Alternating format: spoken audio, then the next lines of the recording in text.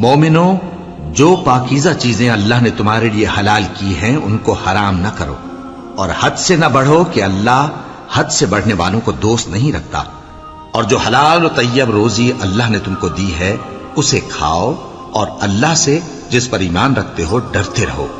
اللہ تمہاری بے ارادہ قسموں پر تم سے مواخذہ نہیں کرے گا، لیکن پختہ قسموں پر جن کے خلاف کرو گے مواخذہ کرے گا، تو اس کا کفارہ 10 ناداروں کو اوسط درجے کا کھانا کھلانا ہے جو تم اپنے اہل و عیال کو کھلاتے ہو، یا ان کو کپڑے دینا یا ایک غلام آزاد کرنا، اور جس کو یہ میسر نہ ہو وہ 3 روزے رکھے۔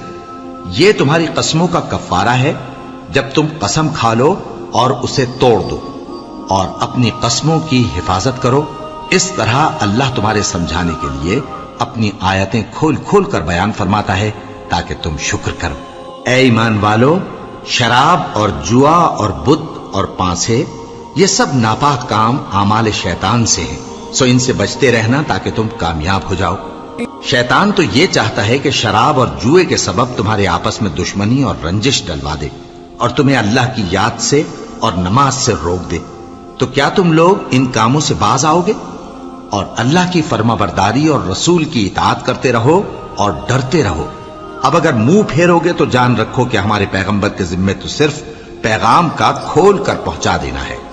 جو لوگ ایمان لائے اور نیک عمل کرتے رہے ان پر ان چیزوں کا کچھ گناہ نہیں جو وہ کھا چکے، جبکہ انہوں نے پرہیز کیا اور ایمان لائے اور نیک کام کیا، پھر پرہیز کیا اور ایمان لائے، پھر پرہیز کیا اور نیکوکاری کی، اور اللہ نیکوکاروں کو دوست رکھتا ہے۔